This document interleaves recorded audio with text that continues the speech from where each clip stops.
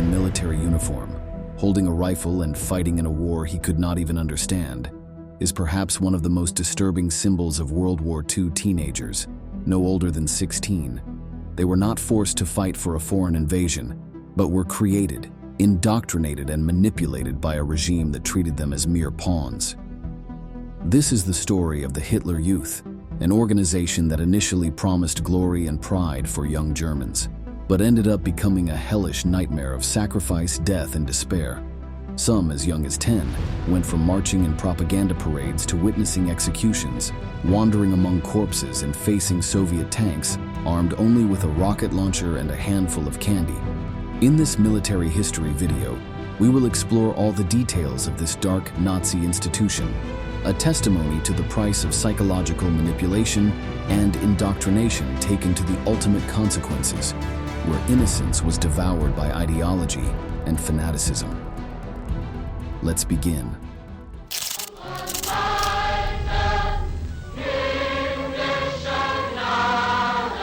Wir haben diese Worte übernommen, ohne darüber nachzudenken. The Hitler Youth was founded on July 4th, 1922, under the name Hitlerjugend by Adolf Hitler himself, who saw in children the key to ensuring the racial supremacy of the Third Reich.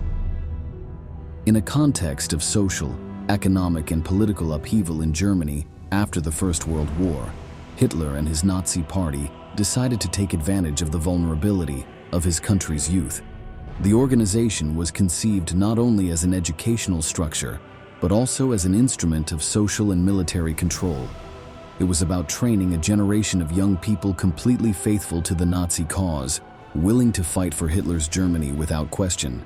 The Nazi regime, obsessed with expansion and racial purity, was not satisfied with just recruiting within Germany. Its ambition was much greater.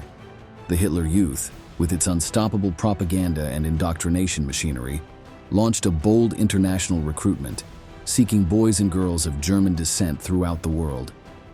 These young men, although born in far-off countries, were to return to the homeland to be molded as future warriors of the Nazi cause. Thus, the regime organized numerous trips so that these boys could reconnect with their heritage, while their loyalty was turned into a tool for the Führer's dark expansionist plans. Very keen to recruit people of German extraction, or German parentage, or even more remote than that, in foreign countries.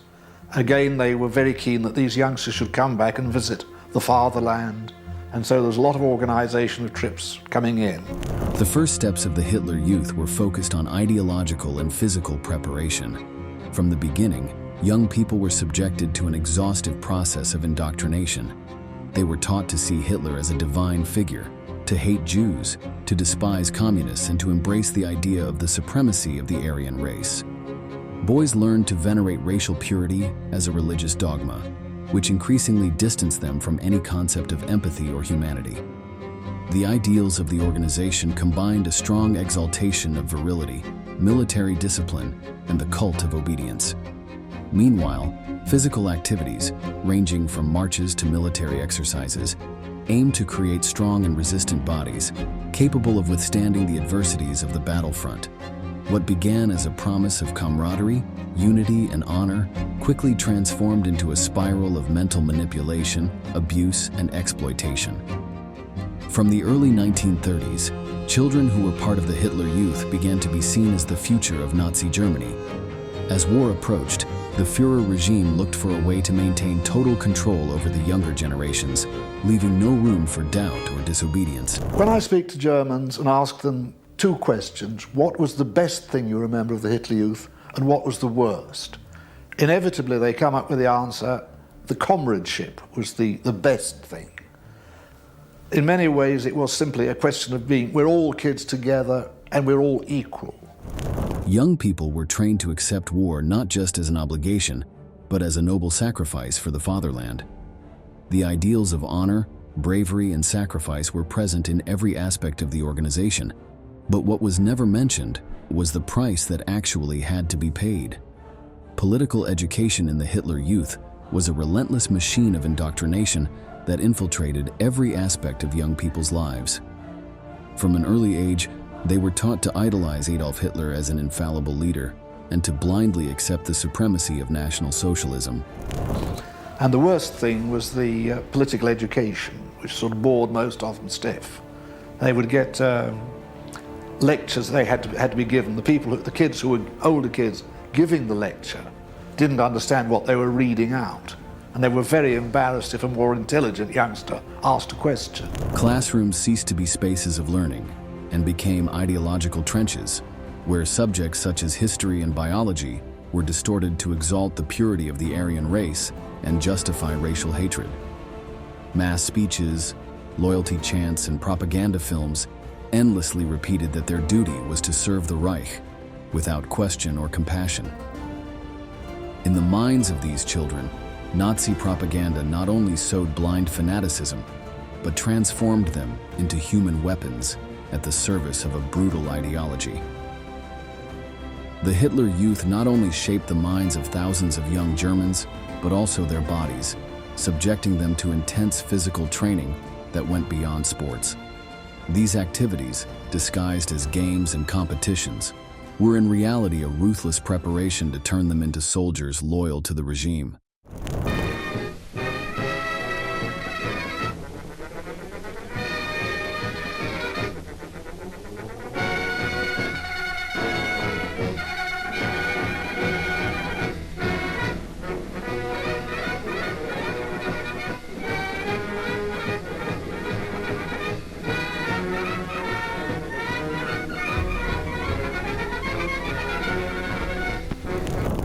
Sports training was not a simple recreational activity, but a brutal testing ground designed to toughen young people and mold them into perfect machines at the service of the regime. Under the strict supervision of their leaders, the teenagers faced grueling physical tests that included endless marches, obstacle courses on rough terrain, and hand-to-hand combat exercises.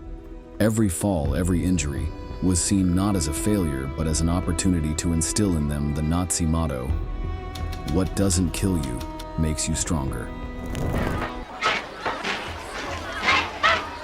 These scenes record life on a typical Hitler Youth summer camp.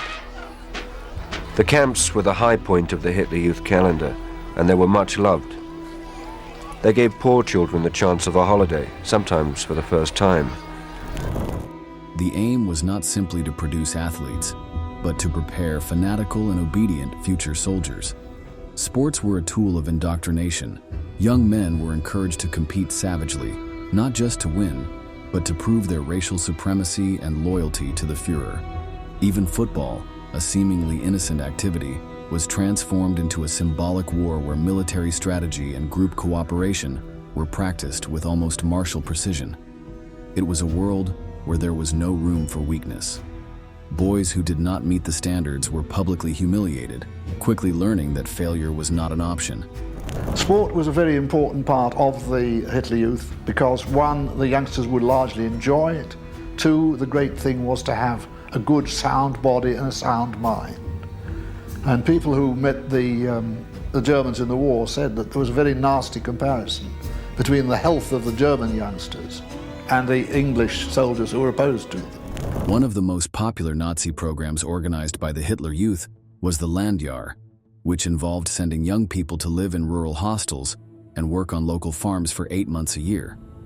Although presented as a way to strengthen community spirit, discipline, and contact with nature, these activities actually served an economic and political purpose: to keep teenagers busy and away from the mass unemployment that affected Germany at the time. Thus, under the pretext of patriotic education, the regime used young people as cheap labor, while preparing their minds and bodies for military service. This lie was short-lived. The true brutality of the Hitler Youth was revealed when World War II broke out in 1939. In the early years of the conflict, the organization played an important role as a complement to the German armed forces. However, as the war progressed and the situation in Nazi Germany became increasingly desperate, the young men of the Hitler Jugend were considered expendable in their support role. In 1943, as the Nazis began to lose ground to Soviet advances and defeat seemed imminent, the Third Reich resorted to the direct use of young men in combat. The teenagers, who had been trained in Hitler youth camps, were recruited by the Wehrmacht, the SS, and the Volkssturm to defend the last lines of the front. Ich schwöre bei Gott diesen heiligen Eid.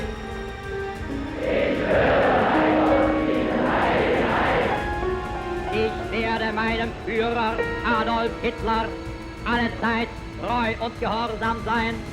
Das war wie die Soldaten, wir wurden regelrecht vereidigt. In 1944, the Nazis began forming new combat units from young men who had been trained for years under the Third Reich regime. Among these units, the most well-known was the 12th SS Panzer Division, Hitlerjugend. This division was formed almost entirely from teenagers who, despite being incredibly young, were sent to the front lines to face the Allied forces. Many of them, often as young as 16, were pushed into the trenches without adequate training and without any real chance of survival. They were sent to defend Normandy after the Allied landing on June 6, 1944, and fought with a brutality that reflected the ideology that had been instilled in them. However, ideological training was not enough to hide the shortcomings in their military preparation. They were sent into the war without the necessary resources, facing the Allied war machine which, with overwhelming superiority, annihilated them without mercy. In the final months of the war, the situation in Nazi Germany became desperate.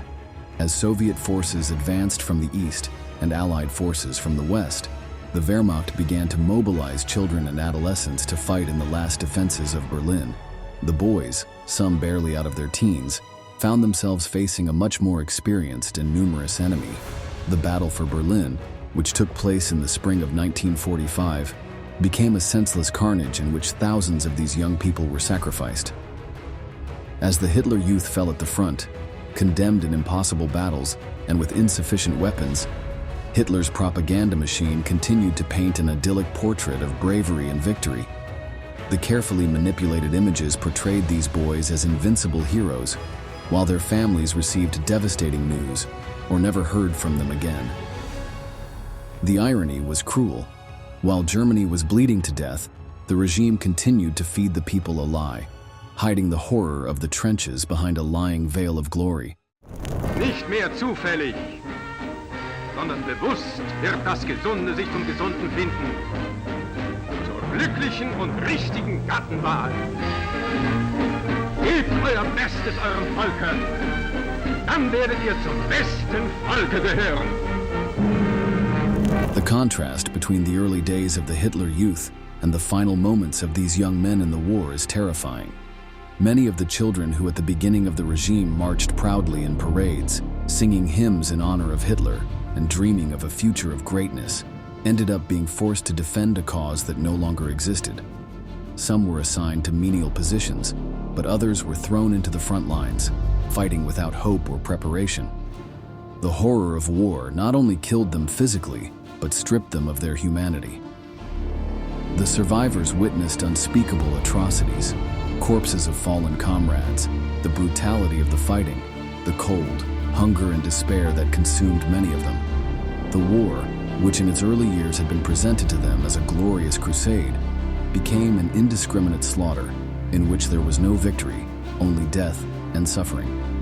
However, within the borders of Nazi Germany, official propaganda wove a completely distorted reality, painting a picture of imminent triumphs, heroism, and a promising future, while thousands of young people continued to die, trapped in a conflict with no return.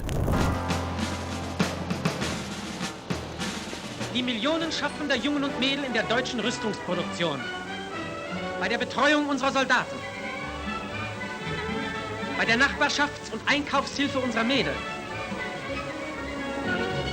als Helferinnen in den Säuglingspflegestätten, bei der täglichen Zustellung der Zeitungen. Many of these young men were executed by German troops themselves when the war was already lost. The Nazi leadership, in its desperation, did not hesitate to send the boys to certain death in order to delay the inevitable. Even after the fall of Berlin, when defeat was already evident, some of the survivors were sent to fight in the last defenses of the Reich. At the end of the war, the survivors of the Hitler Youth found themselves facing an uncertain future. Many were captured and taken prisoner by the Allies, but the psychological scars of the war accompanied them for the rest of their lives. Some joined groups of ex-combatants, while others fell into despair and alcoholism,